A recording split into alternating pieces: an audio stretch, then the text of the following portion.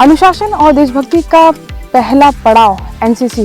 जी हाँ, NCC cadet अगर आप हैं तो आपको भीड़ में एक अलग पहचान बनाने की ज़रूरत नहीं, आप भीड़ में वैसे ही पहचाने जाएंगे। और हम आज खड़े हैं अंजोरा के first NCC horse regiment battalion में। यहाँ पर आप देख रहे हैं मेरे पीछे, आज एक हम ऐसा आपको अनोखा दृश्य दिखाने जा रहे हैं। NCC cadet horse regiment Chhattisgarh में पहली है और वो भिलाई के अंजोरा में है, दुर्ग जिले के अंजोरा में है। और यहाँ पर आरडीसी परेड से पहले जो 26 जनवरी को आरडीसी परेड होगी, इसके पहले की जो चयन प्रक्रिया की यहाँ पर तैयारी की जा रही है। यहाँ पर आप देख सकते हैं घोड़े पर सवार एनसीसी कैडेट विभिन्न अलग अलग प्रक्रियाओं से होते हुए अपने लक्ष्य को प्राप्त करेंगे। देश में जब गणतंत्र दिवस पर दिल्ली में परेड होगी और राजपथ पर सलामी देंगी तिरंगे को, तब यह कैडेट वहाँ पर होंगे। और लेकिन यह वहाँ तक पहुँचने की प्रक्रिया कितनी कठिन होती है और वहाँ तक पहुँचने के लिए उन्हें कितनी मेहनत करनी होती है, हम उनके जो कोच हैं, टीचर्स हैं, उनसे जानेंगे। उससे पहले आप देखिए यहाँ पर जो तैयारी हो चुकी है, हर्डल्स की अलग अलग यहाँ पे जंप और अलग अलग तरह के इवेंट होगी और वो इवेंट के माध्यम से इनकी बेहतर जो सबसे बेस्ट कैडेट होगा वो वहाँ आगे तक जाएगा। हमारे साथ कर्नल तुषार जी हैं। सर, हम जानना चाहेंगे कि रेजिमेंट में आज जो यहाँ कार्यक्रम हुए, आरडीसी की तैयारी के पहले की जो प्रक्रिया होती है कैसी होती है, और एज ए कैरियर यूथ के लिए इसमें कितने चांसेस होते हैं और कितने अच्छे इसमें फ्यूचर कितना अच्छा है इसमें। सर, वेलकम हमारे न्यूज़ में आपका। थैंक यू सो मच, आपने समय निकाला यहाँ आके बच्चों का प्रोत्साहन करने के लिए। दो चीज़ें मैं बताना चाह रहा हूँ आपको। पहला तो आपका जो सवाल है, ये एनसीसी रेजिमेंट अपने प्रकार की एक इकलौती रेजिमेंट है छत्तीसगढ़ में जो माउंटेड रेजिमेंट है और जो सीनियर डिवीज़न के कैडेट्स को इक्वेस्ट्रियन ट्रेनिंग प्रोवाइड करती है। सो इक्वेस्ट्रियन जो ट्रेनिंग है वो बहुत ही इम्पॉर्टेंट एस्पेक्ट होता है एनसीसी की ट्रेनिंग का। ये बाकी ट्रेनिंग से अलग होती है। इस ट्रेनिंग में हम कोऑर्डिनेशन सिखाते हैं, हॉर्स राइडिंग सिखाते हैं, बच्चे का कॉन्फिडेंस बढ़ता है, चाहे गर्ल कैडेट हो चाहे बॉय कैडेट हो। और ये आने वाले समय में उसकी पर्सनालिटी डेवलपमेंट, उसका सोशल इंटीग्रेशन में बहुत ही इम्पोर्टेंट पहलू साबित होता है। जो आपका दूसरा सवाल था जिसमें आपने मेंशन किया कि ये आरडीसी की तैयारी है, ये प्रिलूड है। आरडीसी में हमारा रिप्रेजेंटेशन होगा अभी मध्य प्रदेश एंड छत्तीसगढ़ का जो डायरेक्टरेट है उसके तहत। और पिछले कई सालों में हमने काफ़ी यहाँ पे लॉरल्स जीते हैं यूनिवर्सिटी के लिए और डायरेक्टरेट के लिए। और मैं उम्मीद करता हूँ कि बच्चे इस बार भी अच्छा परफॉर्मेंस करेंगे। काफ़ी मेहनत की है उन्होंने, तो आने वाले समय में उनका परफॉर्मेंस अच्छा होना चाहिए। With regards to career prospects, equestrian training जो है वो बहुत ही अहम चीज़ है और इसको काफ़ी बच्चे अपना करियर भी बना सकते हैं आने वाले समय में, क्योंकि ये एक बहुत ही एक्सपेंसिव स्पोर्ट है। और यहाँ आपको जब ये मौका मिला है इसमें अब एक्सेल करने का, तो मुझे पूरी उम्मीद है कि चाहे एसडी के कैडेट्स हों या एसडब्ल्यू के कैडेट्स हों, ये इस चीज़ का फ़ायदा डेफिनेटली उठाएंगे। और जो हमारे पास इंफ्रास्ट्रक्चर है उसमें भी इजाफा हो रहा है। जो यूनिवर्सिटी है हमारी वो काफ़ी इसमें योगदान प्रोवाइड कर रही है और आने वाले समय में इसको और उच्च तकनीकों से हम इस प्रोग्रेस में आगे जाएंगे। सर, इंडियन आर्मी में हॉर्स रेजिमेंट की क्या भूमिका होती है और उसमें कैसे बच्चों को चांस मिल सकता है as a NCC cadet? NCC cadets का अपना स्कोप होता है एनसीसी की एक्टिविटीज़ में।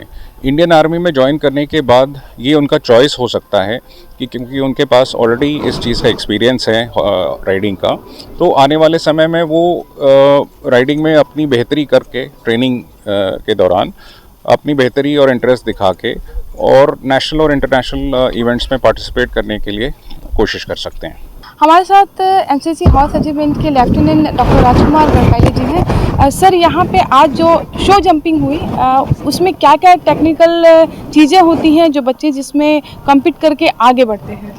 ये शो जंपिंग ऐसी चीज़ है जिसमें कि राइडर का घोड़े के साथ तालमेल किस तरह का है, साथ ही अगर जंप किस प्रकार की है, अलग अलग प्रकार की जंप रहती है इसमें, तो किस प्रकार की जंप है, कितने स्ट्राइड्स पर उसको लेके जाना है, किस स्पीड से लेके जाना है और कितना उसको पंप अप देना है घोड़े को, जिससे कि वो आगे जाके घोड़ा अच्छे तरीके से उस जंप को क्लियर कर सके।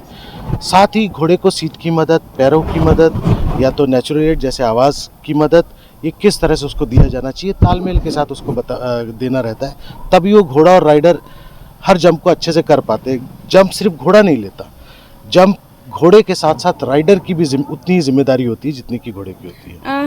हॉर्स और राइडर के बीच का तालमेल की आपने बात कही, कुछ लोगों बच्चों ने बहुत अच्छा परफॉर्म किया, कुछ बच्चे बिल्कुल वो घोड़े का मूड नहीं था, ऐसा लग रहा था शायद। तो ऐसा जब सिचुएशन आती है तो कैसे हैंडल करते हैं फिर? देखिए ये उस समय होता है, असल में क्या है, इस कंपटीशन में अलग अलग ईयर के राइडर्स हैं। जो राइडर सीनियर राइडर्स हैं, 3rd ईयर के राइडर, नेचुरली उनका तालमेल घोड़े के साथ ज़्यादा अच्छा होता है, क्योंकि वो 3 साल से उन घोड़ों के साथ उनका तालमेल बना हुआ है। जो उनसे जूनियर राइडर है, जो 2nd ईयर के राइडर है या जो नए राइडर है, उनके साथ तालमेल अभी उस घोड़े का उतना नहीं बन पाता है, और राइडर अच्छी तरह से अपने घोड़े को समझ भी नहीं पाता है। घोड़े को समझने के लिए थोड़ा टाइम लगता है। तो ये जो साल का जो डिस्टेंस है, इसकी वजह से ये एक चीज़ देखने में आती है। इसलिए ज़्यादातर कोशिश ये किया जाता है कि सीनियर राइडर या जिसका परफॉर्मेंस बहुत अच्छा हो, उसी को हम आगे बढ़ाएं, उसी को हम आगे भेजें, और बाकी जिनका परफॉर्मेंस उतना अच्छा नहीं कर पाए उनको और ट्रेनिंग आगे के लिए तैयार करें। तो यहाँ पर कितने हॉर्स मौजूद हैं यहाँ पे? ये हॉर्स कहाँ से आते हैं और इनका लेवल क्या होता है? देखिए यहाँ पर अभी वर्तमान में तो 12 घोड़े हैं, लेकिन इधर टोटल वैकेंसी 26 की है। जैसे ही स्टेबल तैयार हो जाता है, क्योंकि घोड़े रखने के लिए जगह भी चाहिए हमें, तो जैसे भी स्टेबल तैयार हो जाता है उसके साथ ही बाकी जो 14 घोड़े जो आने के हैं वो भी मंगा लिए जाएंगे। ये घोड़े ज़्यादातर आर्मी यूनिट से आते हैं, जैसे कि बाबूगढ़ या सहारनपुर, यहाँ पर ब्रीडिंग सेंटर है हॉर्सेस का, यहाँ से आते हैं, और आर्मी से ही ये इस रेजिमेंट में आते हैं घोड़े। ये पूरा जो इनका डिप्लॉयमेंट है वो आर्मी के थ्रू ही होता है यहाँ पर, और ये वहीं से आएंगे। और ये घोड़े जब आते हैं तो 6 साल के घोड़े रहते हैं जब ये लाए जाते हैं, जिन्हें कि नए घोड़े या रिमाउंट हॉर्सेस बोला जाता है। रिमाउंट हॉर्सेस माने जो नए घोड़े, नौसिखिया घोड़े जो होते हैं, उन्हें ही कहा जाता है। यहाँ पर उन्हें लाके अच्छी तरह से ट्रेनिंग देके, चाहे वो शो जंपिंग की हो, चाहे वो ड्रेसाज की हो, चाहे टेंट पेगिंग की हो, ट्रेनिंग दी जाती है, और फिर यहाँ पर बच्चे को भी तैयार किया जाता है, और फिर इन घोड़ों को आगे पार्टिसिपेट कराने के लिए तैयार किया जाता है। हमारे साथ कुछ कैडेट्स जुड़ रहे हैं। रोशनी है हमारे साथ में। रोशनी, आप कब से यहाँ पे एनसीसी में जुड़ी हुई हो? पिछले 2 साल से, ये तीसरा साल है। तो शुरुआत में आई थी तब कैसा फील हुआ था, और आज अपने आप को कहाँ पाती हो? पहले तो आई थी तो फिर थोड़ा डर लगता था घोड़े में बैठने के लिए, लेकिन फिर अब नहीं लगता। अब हम जो भी घोड़े दे हम उसको चला सकते हैं। आपका जो घोड़ा है उसका नाम क्या है, और आप वो घोड़े की कौन सी बात आपको अच्छी लगती है? विजेता है, और टाइमर भी है, उसमें स्पीड है जिससे हम कंट्रोल भी कर सकते हैं, और विजेता है जिसमें हम हार्ड मदद की घोड़े को भी चला सकते हैं, और एक कंट्रोल पावर है जिसमें टाइमर को हम कंट्रोल करना सीखते भी हैं। हमारे साथ प्रकाश है। प्रकाश, आप कौन सी क्लास में अभी? अभी मैम सेकंड ईयर में। Yes, ma'am. कौन सी संकाय आपका? IT ma'am, BSc IT. BSc IT में प्रकाश है। और प्रकाश एनसीसी से कितने वर्ष से जुड़े हैं? 3 साल से मैम, ये तीसरा साल है। तीसरा वर्ष है। तो आरडीसी का ये फर्स्ट चांस आपका होगा? यस या मैम, पहला चांस? बहुत खुश हूँ मैम कि मिलने वाला आरडीसी का पल ये। बिल्कुल। Yes ma'am. तो आप कितने घंटे की प्रैक्टिस होती है यहाँ पे, और आपका एक कोऑर्डिनेशन होता है हॉर्स के साथ, सबसे ज़्यादा ज़रूरी वो है कि आप कितना उसको समझते हैं घोड़े को। Yes ma'am. तो कितना टाइम लगा आपको? मैम टाइम ज़्यादा नहीं, 1 साल का लगा अच्छे से तालमेल बनने में, लेकिन बहुत अच्छा बना। टाइमर है मैम जिसको रेगुलर चलाता हूँ मैं, वो है एकदम क्लोज है दिल के एकदम, मतलब वही है जो है ऐसा टाइप। तो आगे क्या सोचा है, एज ए कैरियर क्या सोचा है अभी आपने? मैम करियर तो अपना है, वो फोर्स में जाना है, उसके लिए किए मैम, तैयारी है, चल रहा है।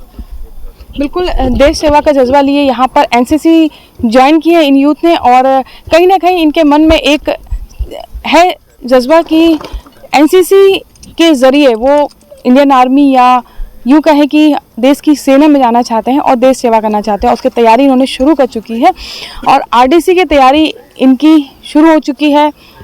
डायरेक्टेड लेवल पर एक और कंपटीशन होगा, और वहाँ से वे चुने जाएंगे, और वहाँ से चुने जाने के बाद में ये राजपथ पे नजर आएंगे। गौकर निषाद के साथ कोमल धनेसर की रिपोर्ट। न्यू वीडियोस के अपडेट पाने के लिए सब्सक्राइब करें केपी न्यूज़ को और बेल आइकन को दबाएं।